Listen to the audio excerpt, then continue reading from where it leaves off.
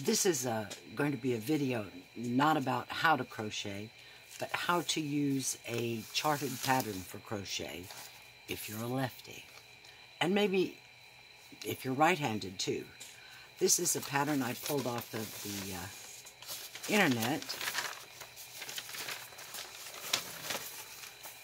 Was quite impressed with it. I don't know whether I will finish the entire tablecloth, but I love this portion in the middle, and I probably will finish that much of it. I've been crocheting for a long time. I don't normally crochet, I normally knit, but I love this pattern, and I said, you know, I think I'll try that.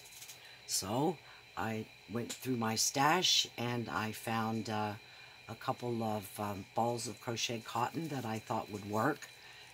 And even though the pattern does not call for crochet cotton, I'm using that anyway. And as you will notice, it's not particularly in English, but that's okay, because the charts are universal. It is both English and, I'm not too sure the language. I'm not familiar with this. It was published in 2018, so I'm a little late at getting it. But if you crochet this kind of an item, it is really difficult if you're left-handed to follow written instructions. So, for many years, I have been using the charted ones. When it comes to this pattern, this portion of the chart, that is the beginning of that, I left on my laptop, and using the expand thing, I expanded it so that I could follow it very carefully. And that worked out fine, because this is just a half a page chart. When it came to the next section, though, when I expanded it on my laptop, I lost it, and I had to keep moving it back and forth, and that was too much work. So I used the chart, the printed chart. If you notice, there's colored pencil along here. So what I did, as I was crocheting, I took my colored pencils, which I keep for my grandkids. I buy these after school starts in the fall usually, and they all go on sale, and I get lots of packages of these. Between the colored pencils and a little sharpener to keep the points sharp, you will notice that I have carefully used a colored pencil to mark each of the rounds. Different colored ones for each round so that they alternate. That way, if I'm following the chart, I don't get lost, because it's easy to get lost in a pattern that is this intricate. It also means that if I should make a mistake someplace and I have to pull a round out, I have a color to follow it, to repair it. And if I had just used a pencil of the same color, this way I have a specific color to follow to repair a row that I've made a mistake on. And speaking of mistakes, anything this involved, you don't want to come out when you're tired. I found that out. Most of my mistakes I make when I'm tired. Or if I'm getting lots and lots of interruptions, I make a mistake sometimes. And that is very disheartening, because some of these rounds are so intricate. Even though I've been crocheting for a very long time, I will make a mistake if I get interrupted too many times, if I'm tired, and I won't catch that mistake until I come back around for the next row. And the row might take me 2 hours to do. This pattern, the total pattern I think is 90-some rounds, and I'm only on round number 40 now. It is a tablecloth. I don't know how well you can see it, But here is part of it. Now, it's not that great looking at the moment because it has not been sized. And it has a couple of mistakes in it. Some mistakes you have to repair. Some mistakes you can get by with not fixing. Anyway, you can see the pattern coming on. When I have finished this spool, which is 1,000 yards, by the way, I will stop and I will take the time and wash it because I had this in my stash a while and it was a little soiled at the top and bottom, and it needs to be laundered. Anyway, when I start one of these, you always start in the middle, obviously.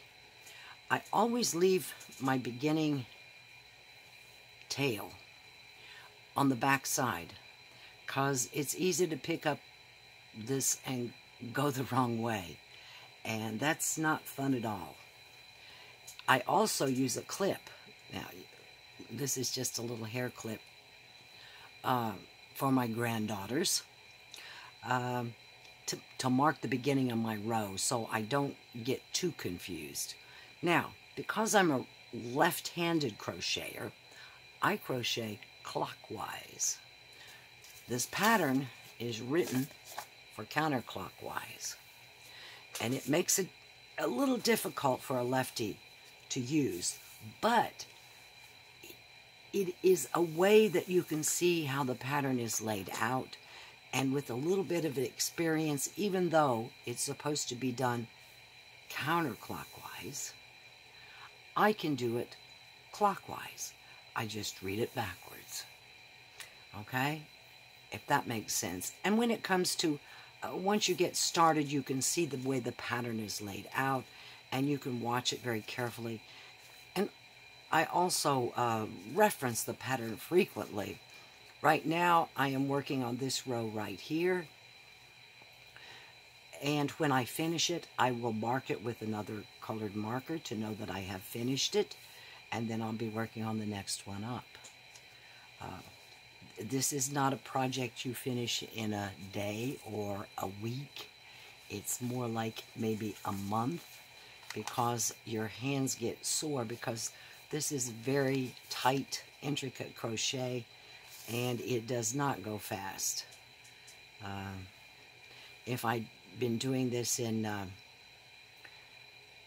yarn, worsted weight yarn, it'd probably be the size of a large Afghan by now. But anyway, if you would like what I'm trying to explain to you, if you have questions, put them in the comments and I will try to answer them.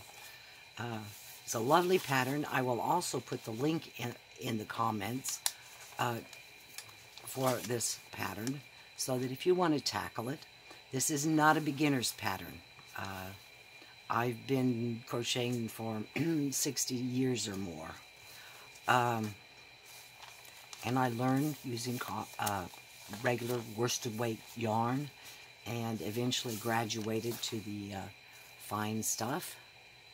And I was doing crochet as a child when the little hankies with the pretty little edges were popular, and I have done several of those in the past, but those are fast projects.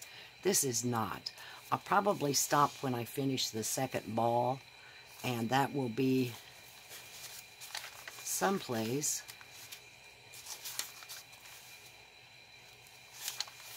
in this area. Okay, and if you understand what you're doing, yeah, I've taken a ball and I've gotten this done, okay, out into here, okay, and I've used one ball. I have no idea how many balls it would take, but the second ball is not going to take me too much farther, and it would probably take 6 or 7 balls of 1,000 yards each to finish this project. All I really want is something to put in the middle of my dining room table and set a bowl of fruit on. That's all I'm aiming for. I had one before, but somebody came to my house and they coveted it, and it was theirs. I gifted it. So, if you like, subscribe. Ask me questions. I'll try to answer them as quickly as possible. And know that just because you're left-handed doesn't mean you can't crochet something like this. They're fun, okay? They take lots and lots of patience, though. And I can usually only do it maybe an hour at a time at the most. My hands get a little tight, unlike knitting, which I continental knit, so I can knit for ever without having any trouble with my hands. But crochet is a little different. It's a little harder on your hands. I'm going to sit here and crochet, and my editor will probably fast forward it. If you would like to see how the crochet is done, you can watch for a little while. I won't put very many minutes on, but like and subscribe, and I'll see you later. I'll try to put a picture on after I have laundered, because the thread gets the dirt off your hands, the oils off your hands, and those need to be washed out. And it's getting a little dirty, and then when it gets stretched, it will be pretty. Maybe I'll get a picture of this along with the video up. Anyway, you can watch me for a while.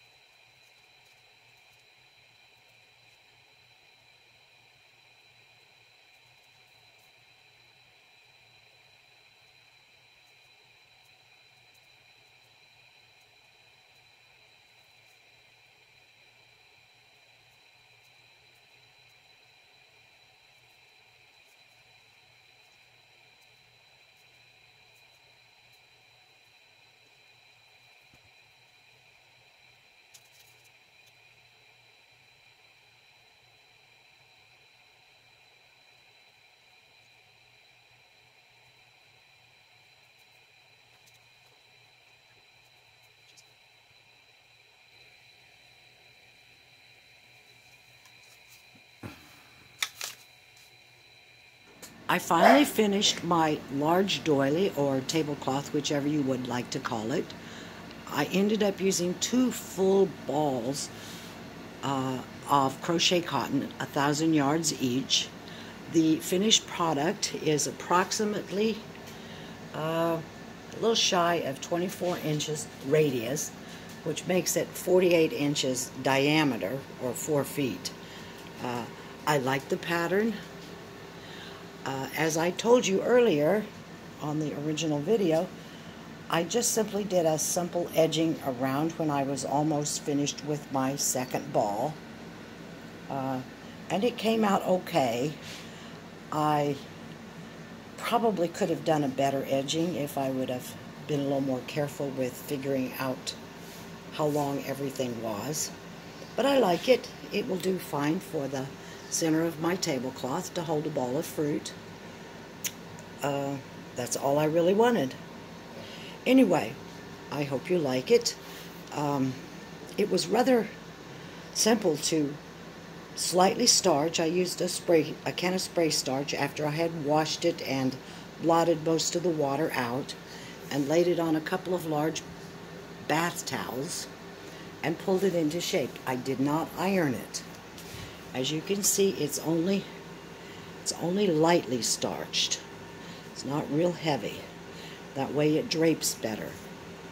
Anyway, thank you for watching. Like and subscribe.